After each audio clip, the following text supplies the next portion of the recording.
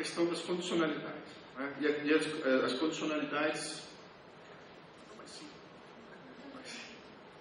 As condicionalidades, e aí eu trabalho em 2 níveis. O que é, tudo que foi feito, todos os arranjos, toda a criação de instrumentos e mecanismos na relação com os outros ministérios e a nossa relação, a relação do programa Bolsa Família com as famílias beneficiárias. Né? Eu tenho, enfim, algo a falar sobre esses 2 níveis. No nível da construção desses fluxos de informação, desses canais, dessa articulação constante, porque nós precisamos constantemente, no MDS, das informações que são produzidas pela educação e pela saúde. Como é que isso dá? O MDS não coleta dados de educação, não coleta dados de saúde. Nós geramos bases de beneficiários que são entregues aos outros ministérios, saúde, educação, para que eles identifiquem, grosso modo, nos públicos alvo das suas políticas específicas, das suas políticas respectivas, quem são aquelas pessoas. Por exemplo, no caso da educação, é bem mais fácil de visualizar. Nós geramos uma base com o nome das crianças e alguns outros dados, como a escola, o município e tudo mais, e entregamos ao MEC. Como se dissesse, MEC, isso aqui que você vai... eu quero os dados de frequência escolar dessas crianças aqui. Então, nós passamos pelos bancos escolares, tem a chamada, que acontece diariamente, pelo menos acontecia.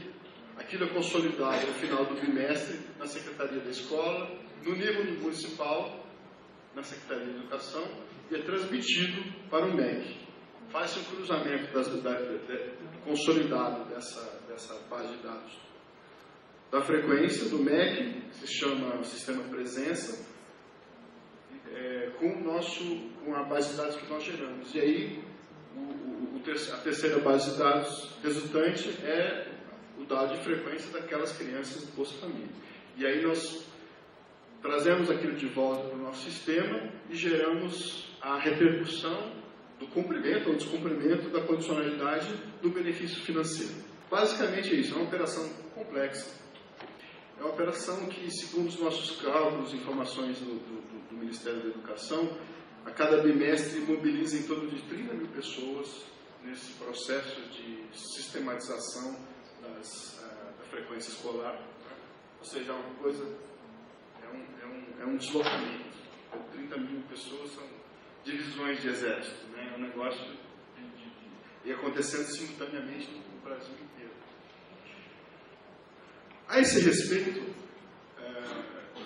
confesso que a gente refletiu menos, né, em relação a esse processo de construir cooperação com outras políticas, com outras institucionalidades.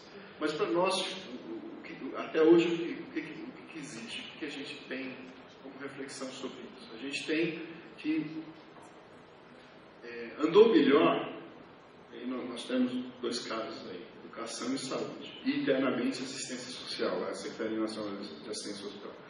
Andou melhor no sentido de construir junto com a gente os canais de fluxo de informação enfim, falando de sistemas de informática, governança sobre isso tudo.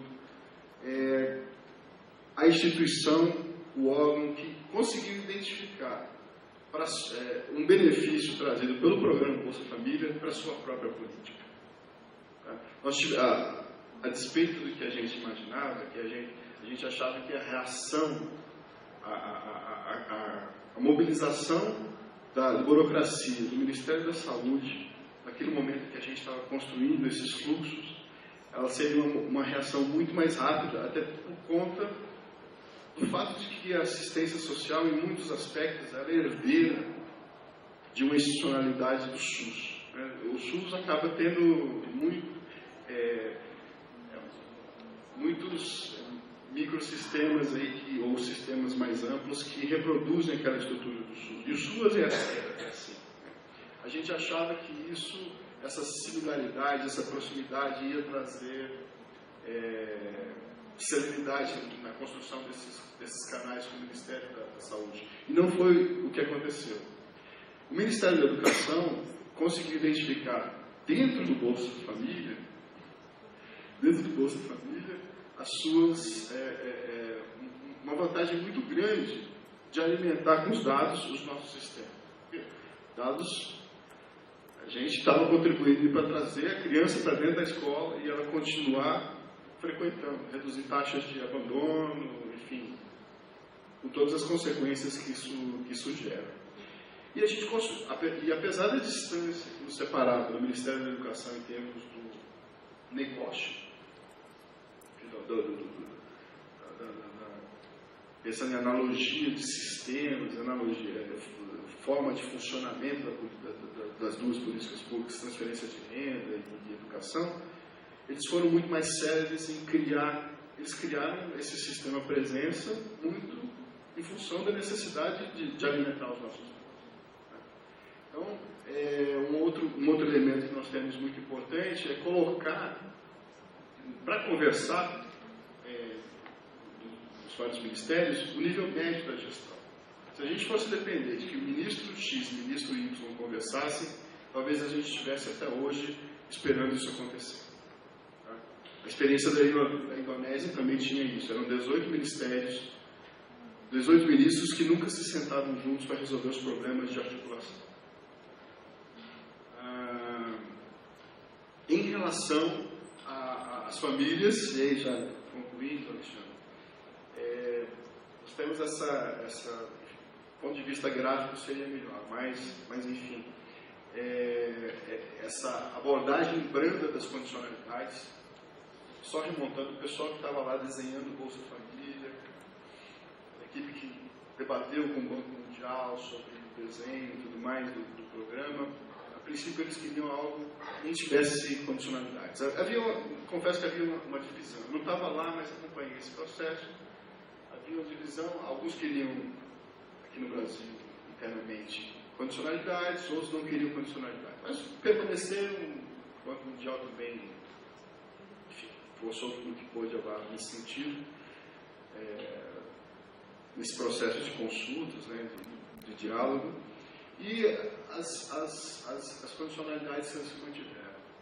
No entanto, o que a gente conseguiu, nós criamos, no direito se fala em criação de doutrina. Você tem a norma, e as interpretações que são geradas, que são produzidas em cima dessa norma, geram o que nós chamamos de doutrina, que muitas vezes são interpretações até distantes do que está escrito lá na letra da lei.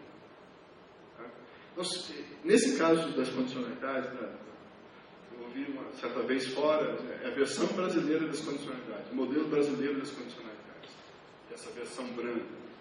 Foi justamente isso. Nós tínhamos ali a determinação de que a condicionalidade era um elemento constitutivo, faz parte do desenho do programa. No entanto, todo o contexto que existe aqui, todo o debate sobre oferta insuficiente, baixa qualidade do serviço e tudo mais, nós sabíamos que a condicionalidade ela não podia ser usada como um elemento para fazer uma catraca para fazer a fila andar. Tá? Que muitas vezes em outros programas de transferência de renda é isso que ocorre. Pela restrição orçamentária, quem não cumpriu, uma vez, duas vezes, está fora e, por favor, que a fila ande. Nós tínhamos a percepção de que fazer isso ia piorar a situação de famílias já vulneráveis. E nós sabemos que, dada a multidimensionalidade da pobreza, isso acarretaria muitas injustiças, né?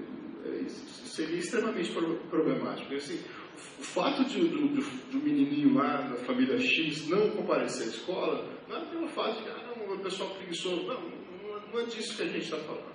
Nós estamos falando de questões de violência na escola, no subúrbio, nós estamos falando de questões de violência doméstica, nós estamos falando de um transporte público deficiente, nós estamos falando de uma mãe, de uma menina que é mãe e ela não tem uma creche para deixar a criança. Então, nós começamos, com base na construção de um banco de dados sobre os motivos do não comparecimento, construir uma proposta e a primeira portaria de gestão de condicionalidades é de 2006 ainda.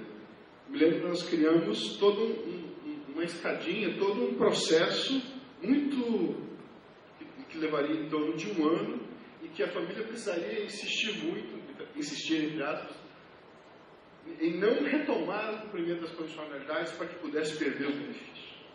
Tá? Então, e hoje, felizmente, nós pudemos evoluir desse caminho, desse procedimento, para um caminho que existe a construção de uma parceria com a assistência social e com, enfim, outras políticas públicas no âmbito do município, para acompanhar essas famílias até que retornem ao cumprimento das condições. Enfim, essa foi um pouco da história da construção desses mecanismos.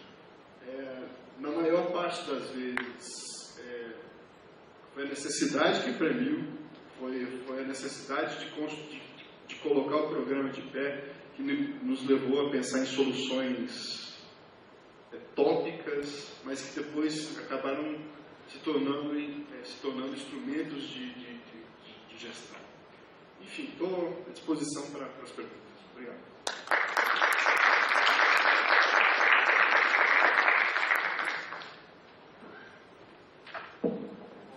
De acordo com o nosso programa, a gente teria intervalo, mas eu não sei se... Então, ok. Então, vamos passar agora para a próxima apresentação. Agora o tópico já é o programa o Brasil Sem Miséria, né? E a Maria Cristina Galvão. Então, 30 minutos para essa apresentação.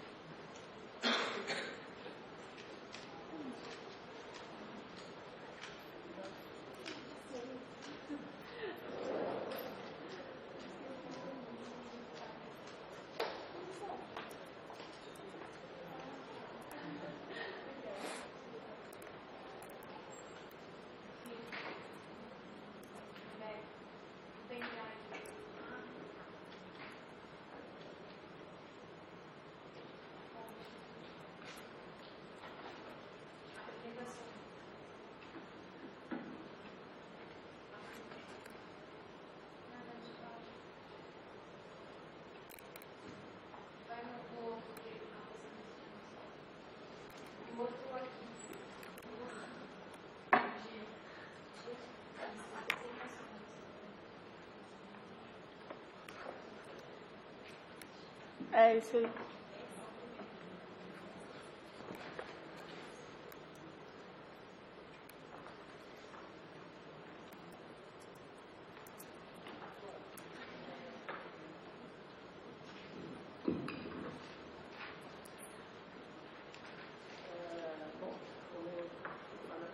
Meu nome é Cristina Galvão. Eu vou falar, essa minha apresentação é sobre o programa Brasil Sem Miséria e faz parte de um conjunto de estudos que um grupo de instituições diferentes tem desenvolvido a respeito desse tema. No caso específico desse estudo, o grupo foi constituído pela Gabriela Lota, Marcela Bauer, que não está aqui, e por mim. O objetivo desses estudos que a gente tem feito em algumas políticas, né, é o de explorar os aspectos inovadores desses novos desenhos das políticas federais. E são aspectos inovadores especificamente voltados para os arranjos institucionais e para mecanismos de gestão, e em políticas que têm uma série de atores envolvidos, né? E, em geral, são políticas que buscam soluções para problemas públicos complexos. Então, assim, essa é a forma como o caminho como a gente escolhe o tema desses estudos. Tá? Bom, como conceito de arranjo institucional que nós temos adotado é principalmente esse que foi desenvolvido pelos pesquisadores do IPE que estão aqui presentes, né, o Alexandre Comide e o Roberto Pires, né, que entendem o conceito de arranjo como um conjunto de regras, organizações, mecanismos de coordenação, espaços de negociação, decisão entre atores e mecanismos de controles que se articulam em torno de uma política pública, né? Quer dizer, esse é o nosso conceito. Eu dei destaque aqui por uma frase deles que eu gosto muito, até eu vou ler essa frase aqui, que é a seguinte, quer dizer, por meio de arranjos os atores participam, fabricam, reformulam o caminho à medida que o percorrem, por meio da experimentação, aprendizagem social e pragmatismo, né? Eu acho que isso dá uma ideia de como os arranjos eles vão adquirindo novos contornos em função dos desafios que eles enfrentam à medida que as políticas públicas são enfrentadas, né? Eu acho que a minha preocupação, meu interesse de colocar esse conceito é porque esses novos desenhos, né, que a gente tem visto nesses estudos são desenhos assim que vão contra todo um paradigma, né, de muitos anos, que é aquele paradigma voltado para a inflexibilidade, para a hierarquização, para estruturas rígidas, né? Quer dizer, a gente está trabalhando aqui dentro de um novo conceito, né? E a gente tem feito os estudos com base nos estudos do IPE. Bom, eu vou falar pouco sobre esses objetivos do Brasil Sem Miséria, até porque a minha colega Janine acho que vai explorar mais, né? Mas só dizer que o Brasil Sem Miséria ele foi instituído em 2011, ele partiu do mapa da pobreza elaborado com os dados do IBGE, né? Que identificou 16 milhões de pessoas não assistidas ainda fora da rede de proteção, né? E foi criado com o objetivo de aumentar as capacidades e oportunidades dessas pessoas a partir de programas que estão vinculados a esses três eixos, que é o eixo da garantia de renda, o eixo de acesso a serviços públicos e o eixo da inclusão produtiva, né? Cada um desses eixos é composto por um número enorme de programas. Mais tarde, se alguém tiver interesse em saber um pouco mais de detalhes, a gente passa. Qual o principal objetivo operacional aqui, né, do Brasil Sem Miséria? É incluir no cadastro único essas pessoas que estão fora da rede de proteção social, né? Esse é o grande objetivo. Bom, eu fui muito obediente aqui à organização do seminário e segui a orientação que foi dada, né, pela professora Gabriela Lota, né, de pontos que deveriam ser explorados na apresentação. Eu introduzi o ponto das inovações e eliminei um ponto que eu vou deixar para a Janine explorar, que é o da relação com os órgãos de controle. Passando já para você. Bom, então, assim, quais são as principais inovações do Programa Brasil Sem Miséria? Eu acho que a primeira coisa é que o Programa Brasil Sem Miséria, na verdade, ele não é um programa, né? Ele não tem um desenho próprio, ele é um conjunto articulado de ações que já vêm sendo desenvolvidas pelos vários setores, pelos vários ministérios ou por outros entes, municípios, estados, isoladamente ou em conjunto, mas ele não tem, o que eu quero ressaltar aqui é que ele não tem um desenho próprio, tá? Ele é resultado de um conjunto de ações. E nesse conjunto articulado de ações, o papel do governo federal é o de coordenar, o de articular e o de monitorar e o de avaliar o resultado das ações. Outra inovação é que ele trabalha dentro de uma lógica de atendimento integral a uma determinada camada da população. Aqui a gente começa já a entrar com a ideia da visão intersetorial, né? Quer dizer, a abordagem desse projeto, desse grande programa, é a abordagem por problema, e não a setorial. Ele tem também uma outra inovação, que ele tem uma visão abrangente, né, que contempla nos territórios as múltiplas demandas da população que vive em situação de pobreza. Quer dizer, ele tem um desenho apropriado aos territórios. Ou seja, ele é um desenho federativo que ele associa sistema, territorialidade e intersetorialidade. Ele tem um público focado, né, que são aquilo que a gente viu no slide anterior, e ele tem um caráter redistributivo dentro do conceito de ser distributivo do LOI, que é o da transferência de recursos por uma determinada camada da população. E o que é interessante, né, quer dizer, mesmo ele sendo um programa, ele sendo um conjunto de ações setoriais, ele, na sua aplicação, ele cria a intersetorialidade, né, como? Pelos CRAS, né, quer dizer, ele acontece nos CRAS. Então, você tem duas formas de garantir a intersetorialidade, né, é o CRAS e a família, né, que é a responsável pela interação.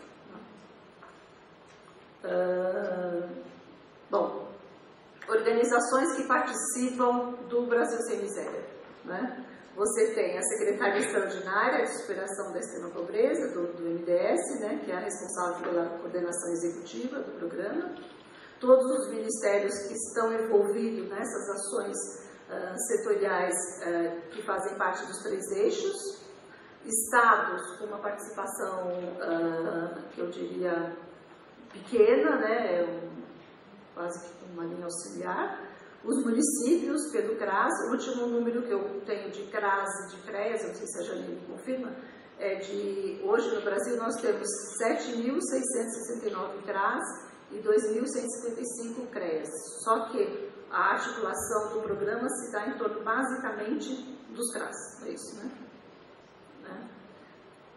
Você tem o setor privado e a Caixa Econômica Federal, né? Orçamento, basicamente, são os orçamentos existentes que são alocados nos vários programas, né? Ele tem pouco recurso próprio, né? Com relação aos recursos humanos, você tem, no caso do MDS, você tem um quadro de excelentes técnicos, né? Quer dizer, um quadro de excelência que você tem hoje cuidando dos programas de combate à pobreza.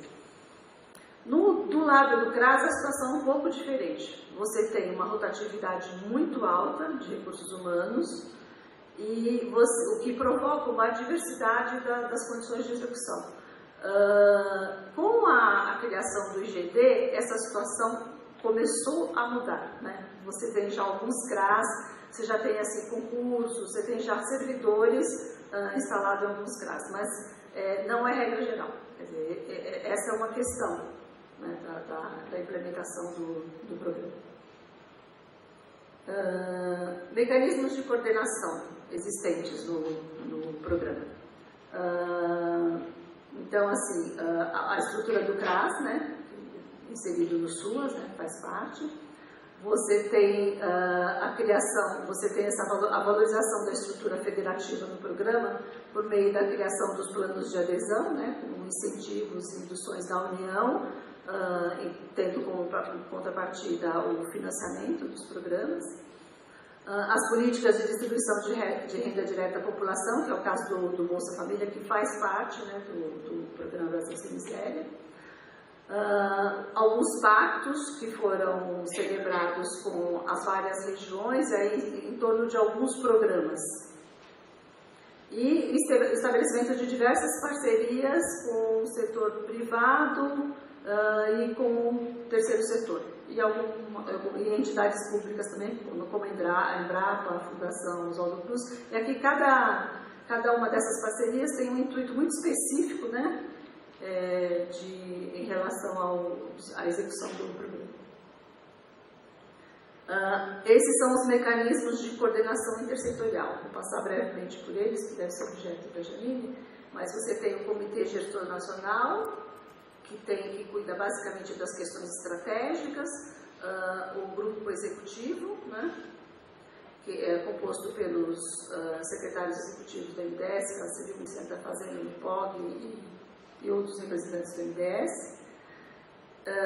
o grupo interministerial de acompanhamento, que passa as informações do grupo executivo e comitê gestor sobre as políticas públicas e recursos que são alocados e resultados alcançados. Aí a participação já é bem maior, e aí todos aqueles setores que têm ações que fazem parte do BSM constituem esse grupo interministerial.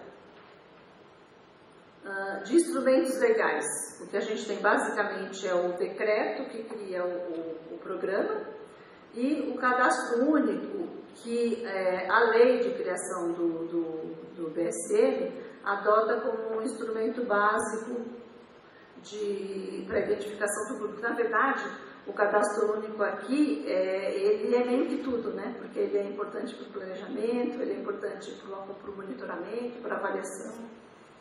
Ele tem uma série de funções de gestão. As estratégias de gestão de informação e controle de resultados. Então, o cadastro único, que aparece novamente, porque ele contribui diretamente, né, para essas fases da formulação, monitoramento e avaliação. As instâncias decisórias que a gente acabou de ver no slide anterior, que é o comitê gestor, o grupo executivo e o grupo interministerial. E as instâncias gerenciais, né? Basicamente a secretaria que é responsável pelo BCM, os comitês ministeriais, as salas de situação, que tem representantes do comitê e do ministério. E uma divulgação periódica de resultados. Você entra lá no site do BSM, você tem todos os recursos que são alocados, números e os recursos alocados em todos os programas que eles vêm desenvolver. Isso aqui é um fluxo de acompanhamento que está lá no site, que eu achei bem interessante, que ele dá conta de tudo, né? Quer dizer, você tem um conjunto de órgãos executores que fazem parte do setorial, que possuem informações que são processadas nas salas de situação, com esses dois objetivos, né? De discussão e validação das informações e de avaliação de questões pontuais e não estruturais, que, por sua vez, alimentam as instâncias decisórias, né? Que a gente já viu lá, basicamente formada pelos comitês. Bom, com relação à interação do BSM com outros atores governamentais. Como eu já falei aqui antes, né, quer dizer, o governo federal, ele adotou o município como parceiro preferencial na execução desse programa, né? Apesar da diversidade de atores que fazem parte, o município é a grande base de apoio desse programa. E uma coisa interessante, quer dizer, com relação a outras instâncias governamentais, você percebe que o MDS, ele não tem sido utilizado como moeda de troca nas coalizões, né? Ele é um ministério que, em geral, a sua gestão fica sob o comando do Partido dos Trabalhadores ou pessoas vinculadas diretamente à presidência, né? Ele é um ministério que eu diria blindado nesse sentido. Formas de participação.